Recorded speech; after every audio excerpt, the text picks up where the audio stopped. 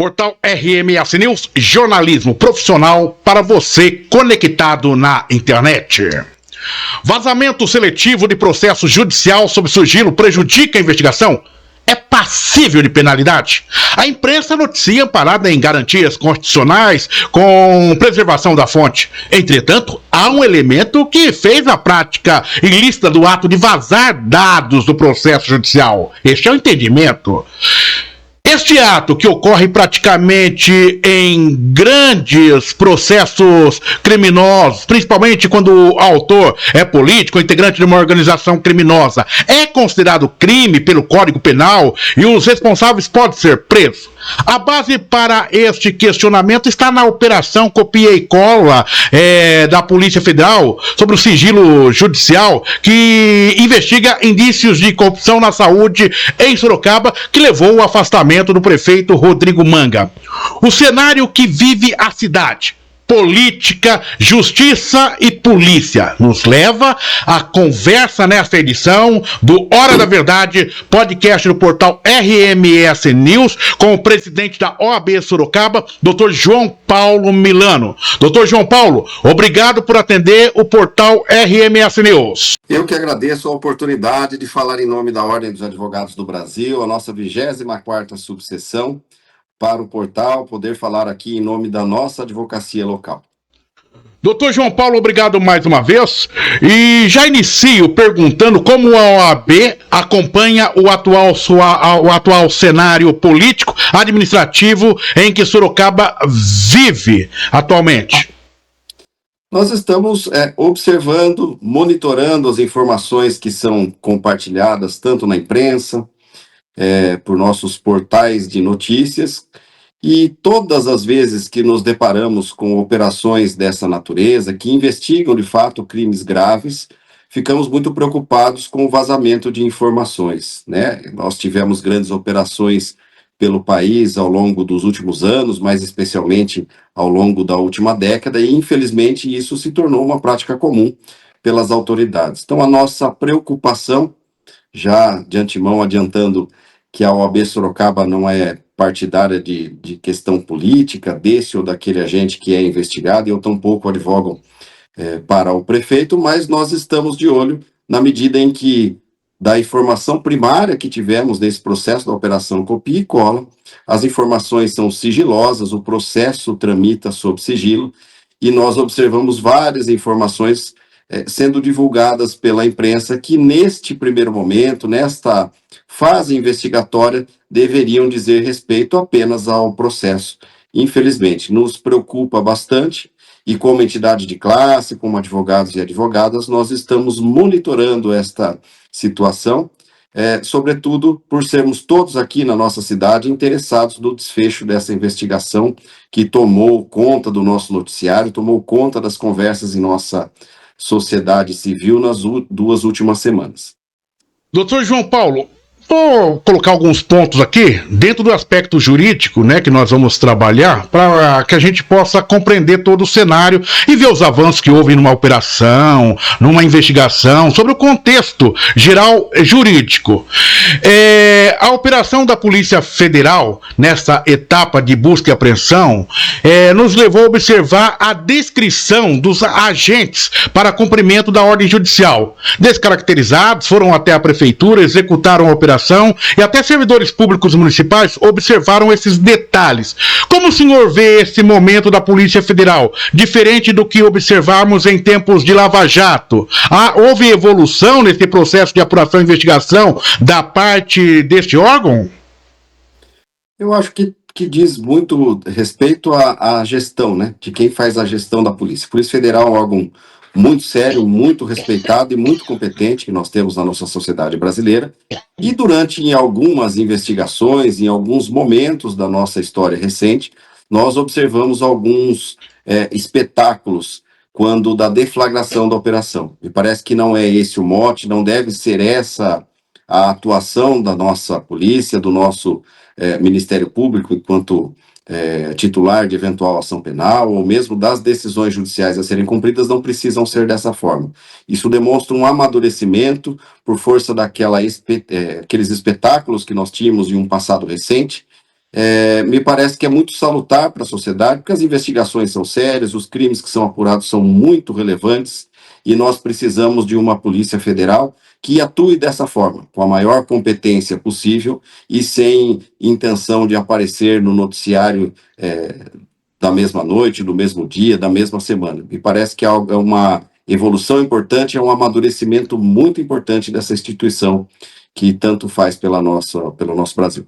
Aliás, até coloco uma observação. Na primeira operação, quando ocorreu, eu estive na Polícia Federal conversando com o delegado e fiz essa pergunta na coletiva sobre havia possibilidades de o prefeito de Sorocaba ou um outro agente ser preso naquele momento, e ele me dizia o seguinte, que houve uma orientação, não em questão pontual a Sorocaba, mas em orientação para a Polícia Federal de uma maneira geral, para que esse tipo de situação, de espetáculo, ou seja, que era observado pela sociedade, houve mudanças no protocolo. E isso é importante, é isso que o doutor avalia, essa forma de trabalhar da Polícia Federal, como observamos agora aqui em Sorocaba, nesta operação? Eu acho que para a sociedade inteira, né? Ninguém aguenta mais esse tipo de exibição, esse tipo de exposição. E nós precisamos considerar que as investigações, as operações que são deflagradas, elas estão dentro de um contexto de investigação. Aquele agente investigado pode, eventualmente, no futuro, ser condenado ou absolvido.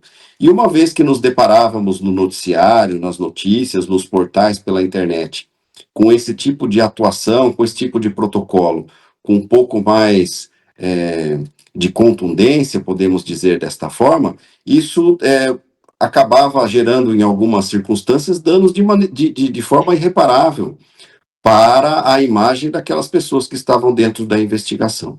Então, volto a dizer, eu acho que é uma mudança de postura salutar. Existem operações em que a força e a necessidade de uma atuação mais contundente vai sempre existir, mas me parece que nessa situação da Operação Copia e Cola não me parecia ser o momento, e nós não podemos deixar transparecer que isso possa levar para alguma compreensão política, porque as instituições estão fora do aspecto, né, ou devem se manter fora do aspecto político. Fazem o trabalho de maneira competente, e esse protocolo me parece muito mais salutar para quem está de fora vendo, né? A sociedade civil se sente muito mais tranquila quando nos deparamos com o trabalho executado da maneira como se deve, sem a necessidade de grande publicidade para os atos que estão sendo executados naquele momento. Doutor João Paulo, presidente da OAB Sorocaba, conversando com a gente aqui no portal RMS News. Eu quero entrar agora nos chamados vazamentos seletivos de investigação, que nós, a imprensa, amparados pela Constituição, divulgamos quando de posse desses elementos. Entretanto, neste processo, temos um personagem que descumpre a determinação judicial e faz a prática ilícita até determinado ponto. Eu quero saber qual que é a sua opinião também. Eu quero sua análise sobre esse tema. E emenda uma pergunta: se configura crime esta prática por quem vazou, e se vazamento de informação sobre sigilo profissional, sigilo judicial pode levar à suspensão até anulação do processo? Eu acho que nós precisamos partir da premissa de que o processo tramita sob sigilo, e deve ter uma razão para isso, para quem está como titular dessas investigações ou para quem está cumprindo essas determinações. Não só o vazamento de informação, mas o vazamento seletivo, porque ele é próprio para se criar, por exemplo, algumas narrativas. E quando há envolvimento de algum agente político, infelizmente no Brasil, volto a dizer, desde a época da Lava Jato, isso tem sido muito comum. A imprensa faz o papel dela de posse da informação e, considerando o sigilo da fonte, ela tem todo o direito de se divulgar. Errado está o agente público que compartilha essas informações. Né? Quando nós dizemos que existe uma necessidade de sigilo para essa ou para aquela investigação, é para que não tenha desgaste na confiança das próprias instituições, porque nós não podemos deixar que o agente investigado atrapalhe as investigações. Então, essas questões, elas são, de fato, importantes. E os agentes, segundo o que nós podemos aí apurar com a lei de abuso de autoridade, podem ser, sim, responsabilizados por esses vazamentos. Nós temos até uma recomendação, uma resolução do CNJ, que já aponta nesse sentido, inclusive com relação às eventuais punições. Não me parece ser salutar no Estado Democrático de Direito, né? Como eu já disse, desgasta a confiança que nós temos na instituição, e aqueles que eventualmente vazarem, nós vamos ter condição de apurar isso quando for levantado o sigilo dessas investigações, dessas medidas cautelares e desse inquérito, certamente poderão e deverão responder por esses atos, né? O que nós temos hoje, nesse momento, dentro dessa investigação, nós temos alguns agentes indicados, acaba levando isso para a imprensa, algumas condutas indicadas, isso naturalmente aqueles que estão sendo investigados causam um desgaste, mas objetivamente nós não sabemos qual que é o contexto da investigação, aquilo que nós temos realmente de evidência dentro desse processo. Então, se levar um recorte deste para a imprensa, direcionando, nós podemos acabar, inclusive, tendo um julgamento público de algo que, ao final de um processo judicial, depois de exercido a ampla defesa e o contraditório, podemos chegar à conclusão de uma eventual absolvição, inclusive. Então, de fato muito preocupante, e os agentes podem sim ser responsabilizados, a lei para isso, e há uma resolução do CNJ depois daqueles vazamentos seletivos que nós tivemos na Lava Jato no passado, que tem sido muito contundente com relação aos agentes que assim atuarem. Duas questões me chamou a atenção, e sem entrar no mérito, mas de observação em cima do que nós estamos conversando, né? Eu conversava com um advogado hoje na Câmara de Sorocaba, ligado ao gabinete do ex-prefeito, e ele me disse o seguinte, sobre esse tema, que tem me preocupado em alguns pontos recentemente. E eu perguntar, e isso até explico, porque observando e com a aproximação que eu tenho ao longo dos tempos de cobertura de ações da OAB, né, e o cuidado dos advogados na defesa dos seus clientes, me chamou a atenção alguns pontos. E eu conversava com esse advogado, e ele me dizia o seguinte, quem pode ter vazado em Sorocaba? Eu disse para ele, se eu receber o processo, eu vou divulgar, né? Vou divulgar. Mas eu pergunto, mas quem que pode ser esse agente? Oliveira, eu vou te dizer o seguinte, o juiz do caso em Sorocaba tentou ter acesso ao processo e não conseguiu. Né? O juiz em Sorocaba tentou ter acesso por meios legais, não conseguiu, né? Nós estamos investigando, disse ele. Ok, esse é o primeiro ponto que me chamou a atenção, ou seja, da questão, né, que envolve o sigilo. E um outro ponto que me chamou a atenção foi justamente no print que observei no G1, o que o G1 teve em primeira mão e que está disponível para todos, em que num ponto mostra assim, Cirlange foi contactada e informada de que a empresa X ganharia a concorrência, e ela perguntou, ora, não tem uma empresa melhor, a Santa Casa não é melhor, né, do que esta? Então, e depois, vendo como a matéria desenvolveu, dá a interpretação, e isso nós, na imprensa, estamos trabalhando, e aí dá a interpretação que a Cirlange foi favorável desde o início com aquela empresa, quando ela coloca um senão já de antemão, ou seja, e por que não a Santa Casa? A Santa Casa é uma empresa boa. Então aí, doutor, que entrou a minha questão em relação a todos nós cidadãos comuns, né, de que o vazamento de uma informação, de um processo judicial, ele pode trazer prejuízos incalculáveis para o réu. É isso que eu estou a perguntar, num primeiro momento, aguardando que esse processo vai ser concluído pela Polícia Federal, vai para a Justiça, em havendo denúncia, o juiz pode avaliar um ato ali, ou seja, de boa fé, de não envolvimento dessa personagem diante de um diálogo como esse. Daí eu pergunto justamente, foi por isso que eu faço essa pergunta para ti, com essa observação sobre o réu, de uma maneira geral, o vazamento pode trazer esses prejuízos? Olha que coisa interessante. Nós estamos ouvindo muita coisa pela imprensa, né? Organização criminosa. Veja, o Ministério Público vai ter que denunciar e indicar quais são os tipos legais que, eventualmente, os agentes investigados devem ter incorrido para ser processados. Então, timbre, né, das instituições sendo vazados é uma coisa esquisita. E eu acho que, às vezes, a gente perde a oportunidade até para explicar para o público, né? A regra no Brasil é que, de fato, os processos são públicos. Os advogados têm acesso. Eu tomei o cuidado hoje, antes da nossa entrevista, de entrar no site do Tribunal Regional Federal da Terceira Região para analisar se o processo está disponível. Porque entre ontem e hoje, de antes de ontem para hoje, isso pode ter mudado. Não está. Né? Nós não temos acesso. Os advogados não têm acesso, as partes não têm acesso, e faço votos que a cada cumprimento dessas medidas cautelares, os advogados do processo que defendam os eventuais réis, esses de fato tenham acesso, porque aquele que é acusado e investigado vai ter o seu direito de exercer a defesa. Mas o sigilo, como já dito aqui, ele serve para não estragar a investigação. Né? Se há algum ato de corrupção sendo investigado dentro da prefeitura e a manutenção do agente público no cargo possa atrapalhar, é salutar que ele esteja fora do cargo. Então, essa é uma hipótese. Né? Agora, o vazamento seletivo, dando nome a secretários, às pessoas, com apelidos, com outras coisas, volto a dizer, como nós já observamos em um passado recente aqui na época da Lava Jato. Eu acho que ele traz um pré-julgamento da sociedade. Pode, de fato, ser um recorte de uma conversa de WhatsApp, sem que tenha conotação de participação.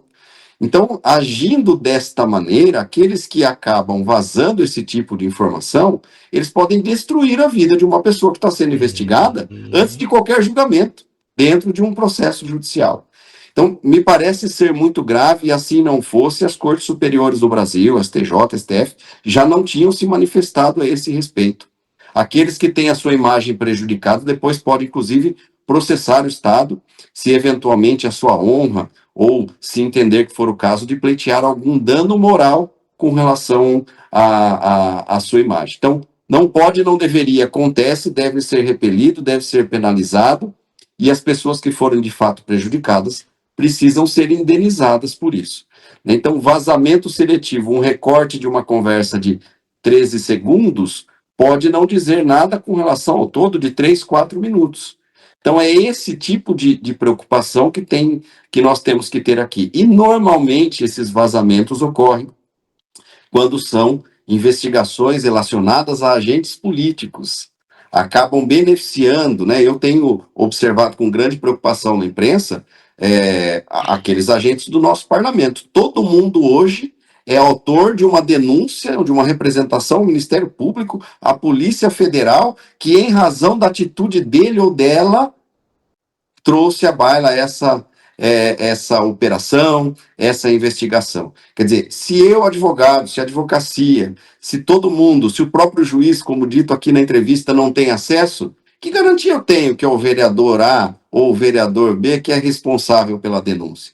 Então, nós estamos partindo de novo para um espetáculo dentro da nossa cidade sem a menor necessidade. Olha, a situação é grave, a investigação é necessária, todos nós precisamos e merecemos entender o que de fato aconteceu. Agora, vazamento seletivo para que grupo político A ou B se beneficie disso, nós estamos à véspera de uma eleição, 11 meses de uma eleição no nosso cenário nacional, é realmente algo muito complicado, é lamentável que ainda em 2025, depois de tudo que nós passamos em termos de grandes investigações pelo país, nós estejamos vendo isso, infelizmente, aqui na nossa Sorocaba. Doutor, por mais que eu quisesse falar de forma genérica sobre essa questão contigo, né, sobre assuntos gerais que possa impactar a vida de qualquer cidadão, a gente tem que linkar com o que está acontecendo aqui, né? E você vê. Então eu já tenho um juiz federal que a fonte me disse que tentou acessar, não conseguiu, e o presidente da UAB Sorocaba que não conseguiu. Entretanto, está todo mundo aí fazendo, ou seja, a opinião pública fazendo seus julgamentos, né? Porque tiveram acesso às informações do processo. Aí está o porquê da nossa preocupação aqui em trazer esse tema para conversa com o presidente da OAB Sorocaba, Dr. João Paulo. Dr. João Paulo, eu vou colocar você citou uma outra questão que eu vou pegar o gancho depois da sua fala para fazer uma observação em cima do editorial também que nós fizemos. A Câmara de Sorocaba, ela instalou a CPI que apura aí indícios de irregularidades na saúde em Sorocaba. Os vereadores terão até 180 dias para concluir as investigações. Por votação, o vereador Cláudio Sorocaba foi escolhido para ser o presidente e o relator Cristiano Passos portanto, Cristiano relator. Setores da sociedade denominam a CPI de chapa branca por ser vereadores da base de apoio do prefeito. Mas é o que os vereadores dizem, até onde eu também tenho entendimento. Nós tivemos maioria de votos. Entretanto, com exceção do presidente, os demais vereadores, 24, são membros da comissão porque assinaram. E daí nós temos o presidente que não assinou porque ele coloca que como presidente ele não pode estar, ele tem que estar liberado para conduzir o processo. Eu quero que o doutor, dentro do contexto do direito e jurídico, nos explique qual é o papel da CPI no parlamento e o que diferencia suas investigações em relação ao trabalho de investigação realizado pela Polícia Federal. Via de regra, as CPIs são criadas, né, elas iniciam o trabalho delas antes de uma investigação das autoridades competentes para tanto. Me parece que, dado o clamor popular, os vereadores precisam, de fato, dentro da sua atuação parlamentar, aprofundar investigações próprias, isso é um fato mesmo, mas eu tenho minhas dúvidas se isso não ocorreu ante ao choque da nossa sociedade, a cobrança, eventualmente, dos eleitores e dos munícipes, né?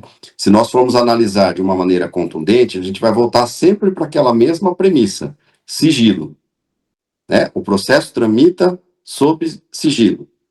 Se ele tramita sob sigilo, talvez, e eu estou falando hipoteticamente, não diminuindo de forma alguma o trabalho de ninguém, porque nossos representantes estão lá realmente para apurar aquilo que eles identificarem de errado, mas talvez aquilo que esteja sendo investigado ou aquilo que esteja dentro do trabalho da comissão já está dentro de um inquérito, né? Já está dentro de uma investigação que, ao que tudo indica, é mais aprofundada, é mais técnica e talvez com maiores elementos. Mas, dado o contexto que nós fomos pegos aqui, a gente precisa considerar que não é comum o afastamento de um prefeito municipal no exercício do mandato por um período tão longo, se não houver, ao menos, indícios contundentes de alguma coisa que esteja acontecendo ali. Ela pode ser algo verossímil, pode ser algo que seja uma ilação, nós não sabemos. Mas para que o juiz autorize esse afastamento, essa medida cautelar, alguma coisa importante deve estar nesse procedimento. Se nós tivéssemos uma sequência ideal, nós poderíamos aguardar o término dessas investigações e aí depois a Câmara Municipal poderia tomar, além daquelas atribuições que eles possuem, considerando a nossa legislação, aquela atuação política dentro da própria Câmara Municipal, né? Eu acho que não atrapalha, né? Existem alguns elementos importantes, alguns personagens que sabidamente estão sendo investigados e talvez essa CPI possa vir para complementar um trabalho que já existe. Mas e aí eu não falo enquanto presidente da OAB, eu falo enquanto João Paulo advogado, entendo que nós vamos correr um risco enorme de que parte desse trabalho a ser feito pela CPI já esteja mais do que coberto dentro dessa investigação.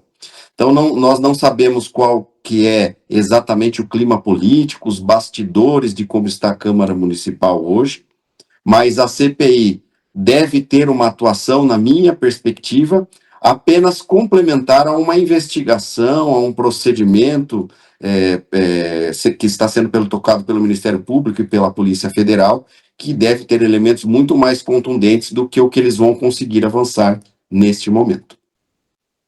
Importante, doutor. E daí eu faço aqui a minha colocação que eu citei antes. O editorial deste mês do jornal RMS News, ele mostra o seguinte, na linha editorial, um questionamento sobre justamente aquilo que o senhor havia pontuado na resposta anterior, sobre questão de citação de organização criminosa e chefe de organização criminosa. A gente vê essa fala muito fácil sendo proferida por parlamentares na Câmara Municipal. E eu falo justamente isso, sobre o cuidado que se deve ter, né? Principalmente nessas colocações, dentro do contexto do parlamento, mesmo diante de uma investigação. Creio eu ser esse um jargão mais policial e até dentro da linha jurídica do que para a esfera política. E aí eu queria seu comentário. Volto a dizer, se vivêssemos em um mundo ideal, o equilíbrio seria fundamental para todos esses agentes os quais nós mencionamos aqui na entrevista. Eu acho que tal qual o procurador da República tem responsabilidade no tocar de suas investigações, a Polícia Federal naquelas aferições que tem, os advogados, né, ter bastante parcimônia com aquilo que vai ser dito, os vereadores deveriam seguir o mesmo caminho. Eu acho que todo agente político, todo agente público está sujeito a ser investigado e, eventualmente, vir a ser processado se incorreu em alguma falta. Agora, a pecha, né, essa denominação, se nós não sabemos que trata-se de crime, pelo menos formalmente não, de organização criminosa, chefe de quadrilha, para mim isso é muito tranquilo, que é uma condenação antes do juiz. E ainda que qualquer um desses agentes citados, e neste caso mais especialmente o prefeito municipal, ainda que seja absolvido, os vereadores estão contribuindo por um carimbo que fica. E se fosse o contrário, talvez não gostassem desse tipo de apontamento. Então, é realmente lamentável. Eu acho que, como a questão é muito séria e trouxe um choque muito grande na nossa Sorocaba aí nas 2 últimas semanas, eu acho que todo mundo tem que agir com a mais absoluta responsabilidade. Ser sério, sim, atuar dentro do contexto da CPI, se é essa a vontade do parlamento, auxiliar nas investigações, ficar aqui aguardando o bom trabalho da Polícia Federal, dos procuradores, do Poder Judiciário em si, mas evitando de se opinar. Mas eu acho muito difícil, dentro do contexto que a gente vive e das oportunidades que os políticos observam nesses momentos, que deixem de atuar dessa forma. Me entristece muito, porque eu acho que é um problema muito sério. Sorocaba tem muito a perder com esse tipo de problema que nós estamos enfrentando. É um momento em que a cidade deveria ter um pouco mais de união para que realmente se investigasse, se punisse se tiver que punir, se retratasse se for o caso, e não acho que é momento de pré-julgamentos, né? Infelizmente está acontecendo de novo algo que a advocacia repudia. Quer dizer, a defesa daqueles que estão sendo investigados e processados fica sabendo pela TV recortes de investigação. E os nossos vereadores, ou alguns, né, que tem muita gente séria que trabalha dentro do nosso parlamento, se valendo dessa situação, utilizam para autopromoção, talvez até para prestar conta ao eleitorado, à nossa sociedade civil, e acabam indo além daquilo que nós entendemos que é razoável, que é equilibrado, que é aquilo que o momento pede. Doutor João Paulo Milano. Foi por isso que nós procuramos a OAB, para poder entender. E eu tenho certeza absoluta que essa entrevista sua vai ser norte para muitos a partir desse momento. Doutor, entrando na linha conclusiva desta entrevista, aqui na Hora da Verdade, podcast do portal RMS News, vemos um grande debate sobre a presença de integrantes do crime organizado em setores da política brasileira. Esse debate hoje é aberto e a pergunta é: qual é a visão da OAB sobre este tema? Por que esse cenário evoluiu em todo o Brasil e como combater esses grupos criminosos?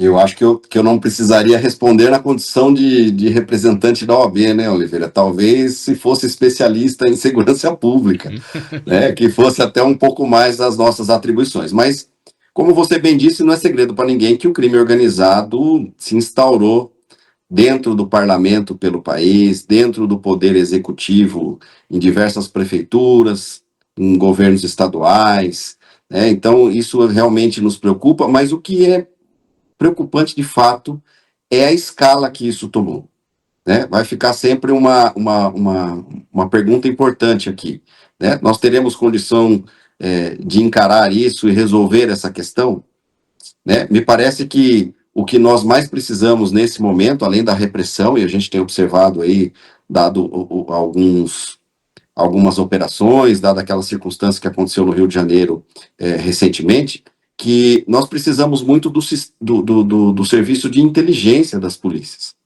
Nós precisamos ter uma atuação conjunta da Polícia Militar, Civil, Polícia Federal, Ministério Público, para que a gente consiga, de fato, chegar à raiz desse problema e ver se nós vamos ter condição de diminuir isso. Eu me preocupo bastante na condição de cidadão, volto a dizer, com a escala que nós tivemos do crime organizado dentro da nossa sociedade civil. Mas eu confio muito nas instituições, eu tenho absoluta convicção de que as polícias têm condição muito boa para isso, nós precisamos de muito apoio, os agentes políticos precisam ajudar, né, no nosso estado, na nossa federação, no nosso município, e nós precisamos, de fato, atuar de maneira a tentar, de fato, resolver a situação. O que preocupa muito, às vezes, é o recorte de rede social, é a entrevista que político A ou B dá, é alguns posicionamentos que evita-se de dar porque não é simpático aos eleitores, mas eu acho que o Brasil passou da hora de se estruturar para ter uma guerra, por assim dizer, né, simbolicamente, com relação ao crime organizado. Não é possível que as facções tenham chegado onde chegaram, não é possível que nós tenhamos isso tão dentro da nossa sociedade civil e nós ainda tenhamos tanta dificuldade para esse tipo de combate. O investimento no setor de inteligência e a atuação no setor de inteligência é indispensável para que a gente consiga melhorar essa situação e, de fato, não ter estatística com relação à redução de criminalidade que nós não observamos na rua. Né? Eu acho que é isso que todo brasileiro, toda brasileira gostaria de ter. Eu não gostaria de ter o meu celular furtado dentro do carro e o ente político dizer depois que os índices estão diminuindo, porque a gente não está sentindo, nós não temos a sensação de segurança. O Brasil precisava de um pouco mais de união nesse sentido, o nosso Estado também e o município também, para que colaborasse, para que as nossas polícias fossem mais estruturadas e tivessem condições efetivas de ter um maior alcance nesse enfrentamento. Eu vejo a Polícia Civil com pouca estrutura, trabalham muito, a Polícia Federal no mesmo caminho e a Polícia Militar também. Nós devíamos ter a segurança pública como uma bandeira comum a toda a sociedade e não como uma bandeira de político A ou B. Infelizmente, o que tem acontecido aí, pelo menos nos últimos 15, 20 anos. Eu acho que acertei na minha pergunta. Imagine se eu fosse especialista em segurança pública, hein? Olha, acho que falou tudo, deu aula aí pra gente. Doutor, foi um prazer imenso tê-lo com a gente aqui na Hora da Verdade. Presidente da OAB, doutor João Paulo Milano. Colocamos o espaço sempre à disposição, doutor. Eu agradeço, Oliveira, mais uma vez e deixo registrado aqui.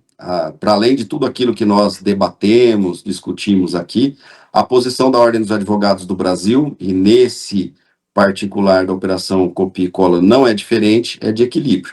Né? De maneira muito singela, muito simples, nós defendemos investigações firmes, mas dentro da lei. Os processos precisam ser transparentes, mas não vejo necessidade nenhuma de linchamento público.